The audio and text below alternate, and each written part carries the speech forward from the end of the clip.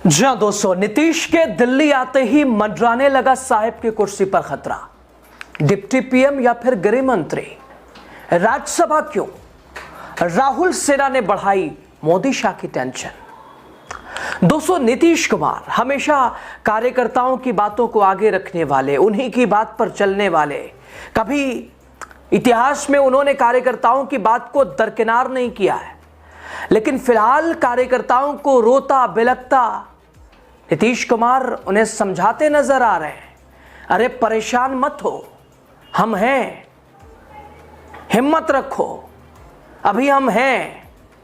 दोस्तों, जो लोग नीतीश कुमार को हल्के में ले रहे थे, अस्वस्थ कह रहे थे, शायद उन्हें अंदाजा नहीं था कि बिहार की राजनीति का यह पुराना खिलाड़ी आखिरी समय में भी ऐसी चालें चल सकता है जो पूरे खेल को उलट दे। अमित शाह को भी शायद लगा होगा कि नीतीश कुमार अब कमजोर हो चुके हैं, वश में उन्हें किया जा सकता है, लेकिन नीतीश कुमार ने ऐसी राजनीतिक बिसात बिछाई है दिल्ली आकर, जिससे बीजेपी के अंदर ही बेचैनी बढ़ती दिख रही है। दोस्तों, एक तरफ कयास लगाया जा रहा था कि राज्यसभा जाना नीतीश कुमार की राजनीति का यह अंतिम दौर है, यह अंतिम पारी है, समापन है, रिटायरमेंट है, नहीं बल्कि एक नई और ज्यादा प्रभावशाली एक शुरुआत इसे कह सकते हैं। लोग मान रहे हैं केंद्र की मौजूदा मोदी सरकार में जेडीयू एक अहम स्तंभ है, या कहिए जेडीयू उनकी बड़ी वाली बैसाखी है, जो अगर हिली तो सरकार की सेहत के लिए अच्छा नहीं रहने वाला है। दोस्तों, माना जा रहा है नीतीश के दिल्ली आने से जेडीयू का कद राष्ट्रीय स्तर पर और बढ़ेगा और सरकार के लिए आने वाले दिनों में परेशानियां बढ़ने वाली हैं केंद्र सरकार के लिए। भले ही नीतीश कुमार के बारे में कोई अभी कितना भी कह ले कि उनकी राजनीति को बीजेपी ने हाईजैक कर लिया है, लेकिन हमेशा दोस्तों जो आप देखते हैं वो वैसा रहता नहीं है, होता नहीं है राजनीति में, विशेष तौर पर। अब तक नीतीश कुमार पटना से अपनी पार्टी को नियंत्रित करते थे, लेकिन अब दिल्ली में उनकी मौजूदगी पार्टी को गठबंधन के अंदर अधिक सौदेबाजी की शक्ति देगी। और इस बात पर खुद अब राहुल के एक सांसद ने एक तरह से मोहर लगा दी है। नीतीश का दिल्ली आना इत्तेफाक नहीं, कॉम्प्रोमाइज नहीं, नीतीश का दिल्ली आना रणनीति है। दोस्तों, वैसे नीतीश कुमार को लेकर अलग अलग धारणाएं, अभी अखिलेश यादव का बीते दिन बयान कि हम लोग तो प्रधानमंत्री बनाना चाह रहे थे, आप प्रधानमंत्री पीएम मटेरियल थे, लेकिन बीजेपी ने मुख्यमंत्री से राज्यसभा का सदस्य बनाकर रिटायरमेंट के लिए तैयारी कर ली।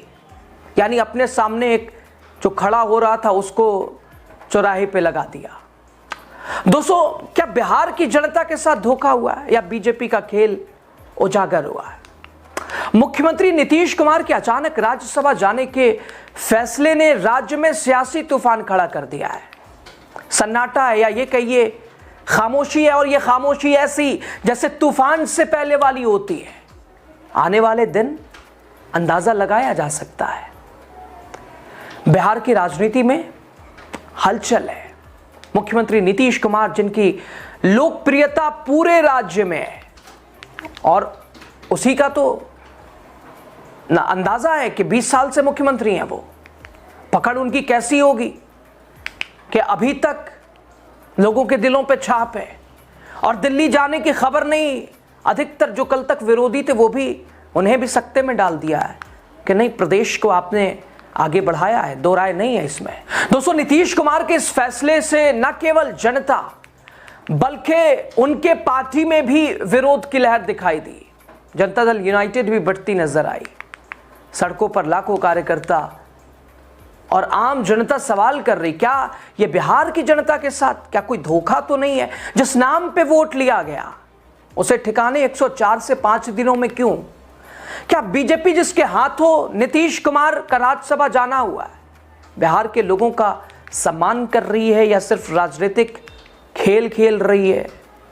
दोस्तों, तमाम विरोधों को देखते हुए नीतीश कुमार ने आपातकालीन बैठक बुलाई। सभी विधायक, सांसद, विधान परिषद मौजूद रहे। रोना बिलखना सभी ने एक तरह से गुहार लगाई, पुनर्विचार का जिक्र किया। नीतीश कुमार ने कहा, नहीं, धीरज रखो, हिम्मत रखो, अभी है, और अब तो दिखाई देगा, जिससे संकेत बहुत कुछ मिले। और अब कांग्रेस सांसद मनोज कुमार ने इस कदम को सीधे तौर पर बिहार की जनता के अपमान के रूप में देखा है। दोस्तों, सासाराम से सांसद, उनका साफ कहना है कि बीजेपी सच में जनता का सम्मान करना अगर चाहती है तो नीतीश कुमार को राज्यसभा, भाई कोई मतलब ही नहीं है, मुख्यमंत्री और जाके राज्यसभा सदस्य बना दिया।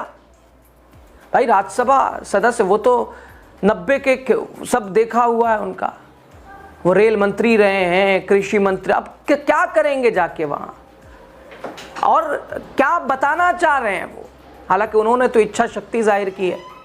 दोस्तों, मनोज कुमार साफ कह रहे हैं कि अगर बीजेपी में हिम्मत है तो साफ अरे यार, दोस्तों कांग्रेस सांसद मनोज कुमार कह रहे हैं अगर बीजेपी में हिम्मत है, अगर गठबंधन की आपकी ताकत इतनी मजबूत है, आप इतने एकजुट हैं, तो बना दीजिए ना डिप्टी प्रधानमंत्री।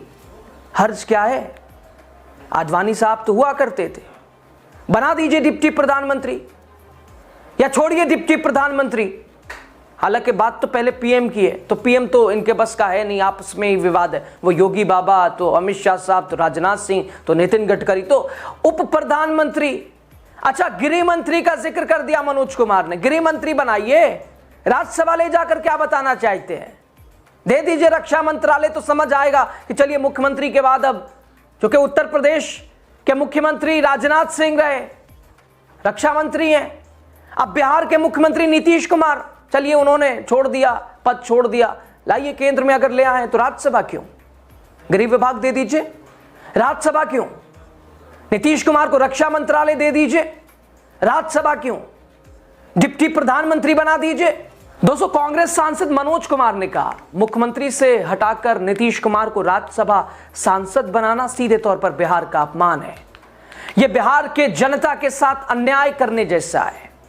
अगर उन्हें राज्यसभा भेजना था तो चुनाव के दौरान जनता से जो बहुमत क्यों मांगा गया, क्यों कहा गया 25 से 30 फिर से नीतीश। दोस्तों, भाजपा का कहना है नीतीश कुमार ने अपने इच्छा से राज्यसभा जाने का फैसला लिया है, पार्टी उनके निर्णय का सम्मान करते बीजेपी कह रही है। हालांकि अगर आप इसे देखिए तो ये सुनने में तो बड़ा अच्छा है, लेकिन प्रैक्टिकल नहीं है। आप नीतीश कुमार का नामांकन उठा के देखिए, वो उनका ट्वीट देखिए जो उन्होंने एक्स पे लिखा है कि भाई साहब इच्छा 2 सदन यहां तो चाहते हैं कि वहां भी शामिल हो जाए, यानी ऐसे कि किसी ने कनपट्टी पे रख के कहा नहीं बोलना, लिखिए भाई साहब हम देख रहे हैं। दोस्तों, विपक्ष और जनता इसे केवल राजनीतिक छल या धोखा मान रही है। मनोज कुमार ने बीजेपी को चेतावनी दी, अगर आप सच में बिहार की जनता का सम्मान करना चाहते हैं तो नीतीश कुमार को डिप्टी पीएम बना दीजिए, अगर आप बिहार का सम्मान करना चाहते हैं तो नीतीश कुमार को गृह मंत्री बना दीजिए। जनता को लगेगा कि उनके नेता को सम्मान मिला है, राज्यसभा ले जाकर ये तो अपमान कर दिया आपने भाई। दोस्तों, पटना की सड़कों पर हजारों जेडीयू कार्यकर्ता, आम लोग उतरे हैं। उनका कहना है नीतीश कुमार बिहार से दिल्ली उन्हें क्यों ले जाया जा रहा। जनता के मन में सवाल है, क्या चुनावों में दिए गए वादे, जनता का विश्वास सिर्फ शब्दों तक सीमित है। कई लोगों ने कहा कि यह केवल राजनीतिक खेल नहीं है, बिहार की जनता के साथ धोखा है। 5 साल तक जनता ने एनडीए को समर्थन दिया नीतीश कुमार के चेहरे के साथ, उनके चेहरे के माध्यम से, लेकिन उनका विश्वास तोड़ा गया है। लोग कह रहे हैं अगर इतना ही मुख्यमंत्री बनाने का सपना है तो कर लो चुनाव, फिर से आओ, अपने नाम पे चुनाव लड़ो, जीतो, बना लो मुख्यमंत्री। राजनीतिक विश्लेषक बता रहे हैं बीजेपी का यह कदम सिर्फ नीतीश कुमार को केंद्र में लाने का प्रयास नहीं, बल्कि राज्य की जनता की भावनाओं को नजरअंदाज करने वाला कदम भी है। विशेषज्ञों का कहना है नीतीश कुमार राज्यसभा जाएं या ना जाएं, जनता की भावनाओं को नजरअंदाज करना बीजेपी की लोकप्रियता को नुकसान पहुंचा सकता है।